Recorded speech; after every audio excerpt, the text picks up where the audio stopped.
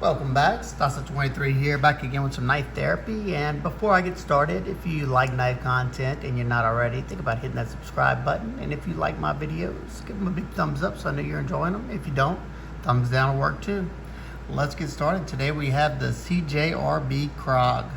CJRB is a budget-friendly brand of artisan cutlery.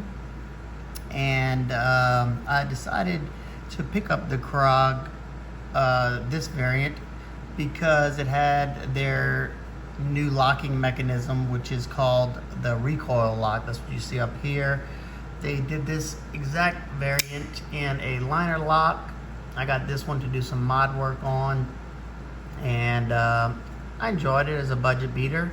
So I always like whenever, companies try to innovate or something, which they didn't. It's not like a whole new lock in a sense, but just the way it was executed.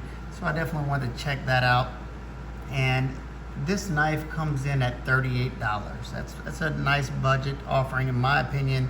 If you're working on a budget but you want a decent knife, this may be the one for you. You can get it in a few different variations. You can get it in this slate color.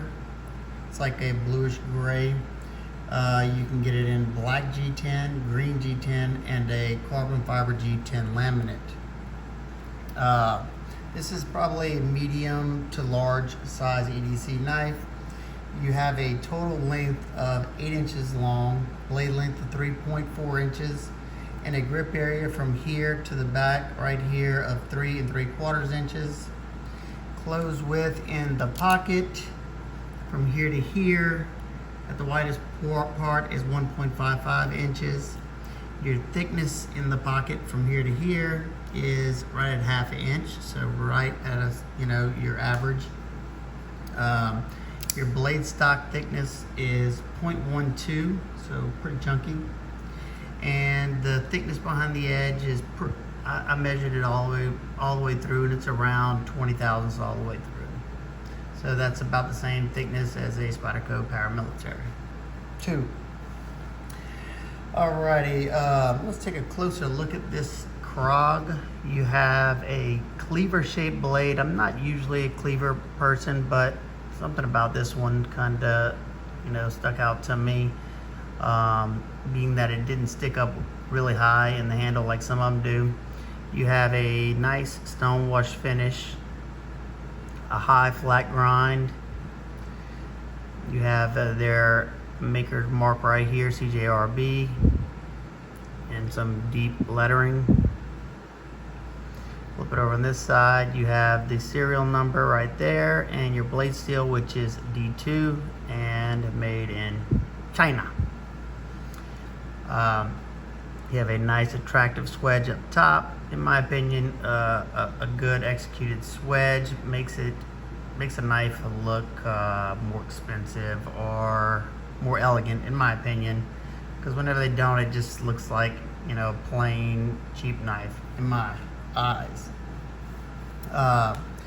You have a perfectly executed sharpening choil cut out there. It's not intended as a forward finger choil. You can kind of creep up on there, but you got to be careful if you do that. I didn't use it like that. It's mainly for a sharpening choil, so you don't have a terrible edge termination back here. Let's close it up, and as you see, this is called their Recoil lock. Basically what the Recoil lock is it's works just like an axis lock, except instead of having your bar back here like the axis lock, the blade tang comes right here and it sits right over here. Instead of having it right there, they moved it to the front of the handle scale, and you still have two, I don't know if you call them Omega springs or not, but the same type of springs as Benchmade come up right here, and it's got tension. It's got tension pushing it this way in the open position, and then once you close it and lock it, it's got tension back. So actually it's in the open position like this whenever it's open. The little pad, right, they got a pad right here on both sides.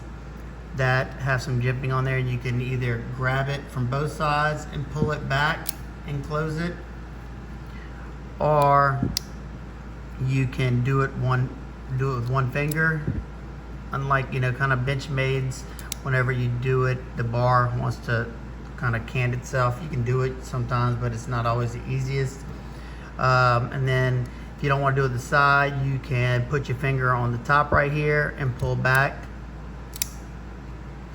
And it definitely has some cool fidget factor to it, and it's kind of interesting in my opinion. It's got really good action. It's riding on ceramic bearings. As you can see, it's dropped shut. Flipper tab doesn't have any jimping, and they broke the edges right there, so they're not sharp. The action, flipping action, is pretty good. You got a pretty beefy blade to gain some momentum. You got some spring tension right about there, and then it'll suck itself back in. Riding on ceramic bearings, if I didn't say that already. You got stainless steel liners all the way around on both sides. Close it up. You got Peel Ply G10, and it's about a medium texture on that. You got a T8 Torx screw right there with a aluminum pivot collar that's colored, that's anodized like a brass color. You have two T6 body screws with some hourglass standoffs, so you have a flow-through construction. You can blow it out if you get any gunk in there. You have a lanyard hole. You have tip up, left or right hand carry.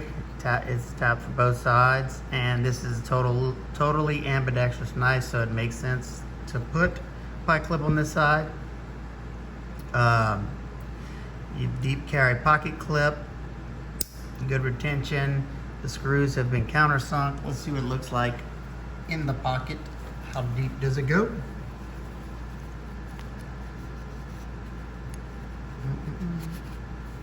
So let's see, let's set it all the way up against things. So you pretty much, the knife pretty much disappears, and taking up that much of your pocket. So you still got room to get by the knife like this.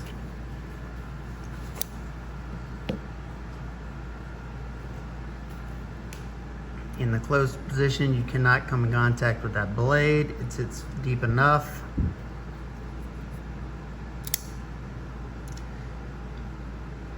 You have a nice deep choil.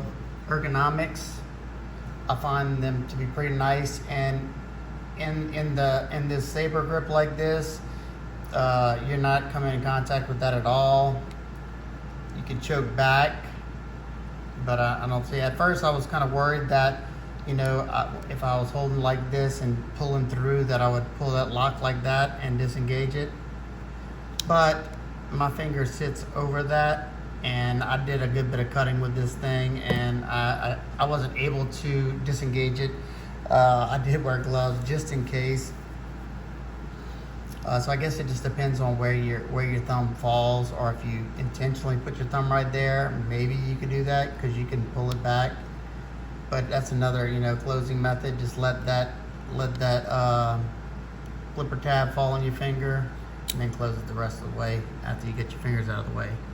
Blade to handle ratio is pretty darn good. You can't come in contact with that tip at all. That's good to see. The blade is pretty darn close to centered. It might be favoring the right side a hair. Unlike my liner lock, where did it go? Oh, my liner lock is off to the right a little bit. It's not showing up as much on camera, but it is off to the right. Let's see. Oh, just have to take my word on it. Let's get a weight on this, and then I'll give y'all some size comparisons. 4.9 ounces for a 3.4 inch blade. Doesn't bother me. I don't think that's heavy by any means. I carried this blade and another blade for several days, and it wasn't an issue whatsoever. So overall, I think it's a good bang for the buck if you're on a budget, if you want to try out a new locking mechanism. But I do have a few nitpicks, actually only really two. First, like I said, the locking pad, I think that's it's the Recoil lock. It's interesting, but one thing that I did notice on this one, the cutouts and stuff is very smooth, especially on the side and on the top. Let's see if you can see that. They're pretty much rounded over completely, as you can see. Very rounded over up here. All you pretty much have is a ramp right there, and then even this right here is rounded over. Now, I don't like any like aggressive texture, like on a bent, like I don't know. I have a knife that I think it's Mahog Deca that the side springs hurt my hand because the little pads are rough. I don't like it like that, but they definitely could have left a little bit more traction texture on this because it's very slick. I gotta like make sure I'm pinching it kind of tight to close it, and on this one I gotta be pushing down a good bit to disengage it, which kind of sucks because, you know, the whole point of this knife is to make the lock easy to disengage, and that's about the only easy method whenever I grab it like this and let the flipper tab fall on my finger right there and close the rest away, and that's really not that fun to me.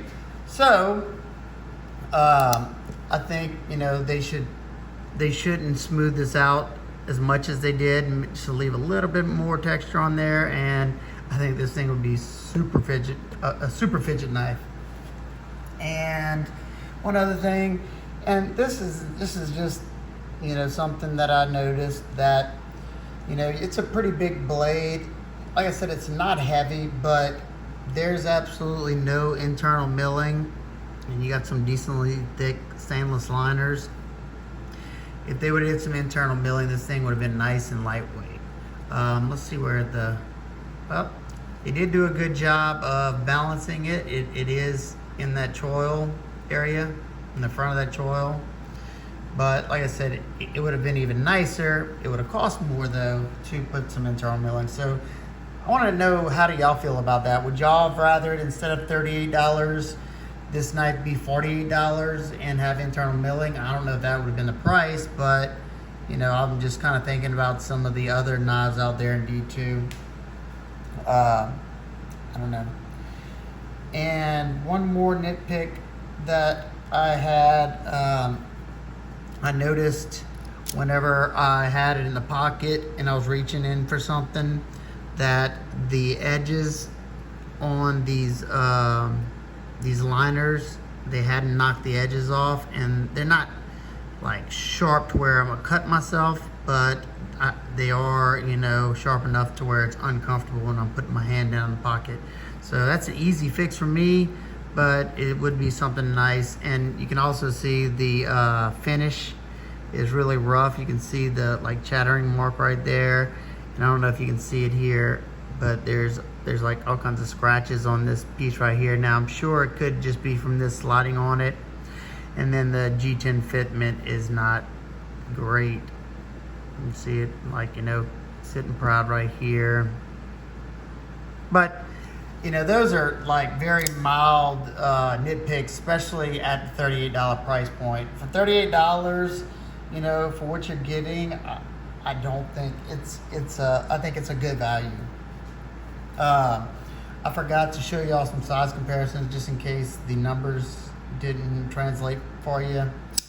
This is the Kershaw bare knuckle. Bare knuckle's a tad bit longer. And the Kershaw blur. The blur is very close. The blur is just a tad bit shorter. The bare knuckle's a tad bit longer. Two other very popular budget EDC knives, the Rat Model 1 and the Rat Model 2. So it dwarfs the Rat Model 2 and it's smaller than the Rat Model 1.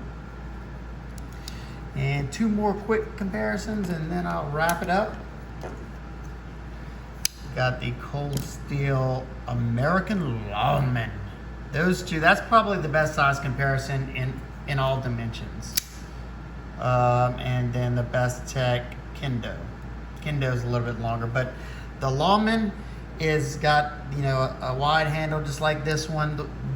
This Lawman S35 is skinnier, but I mean a lot of the same dimensions or thicknesses and stuff. So there you go. If you have any questions, comments, concerns, please leave them down below. And like I said, if you like this video, give it a big thumbs up. If you hate it, thumbs down. Hope everybody's having an absolute wonderful day. And I'll see y'all in the next one. Peace.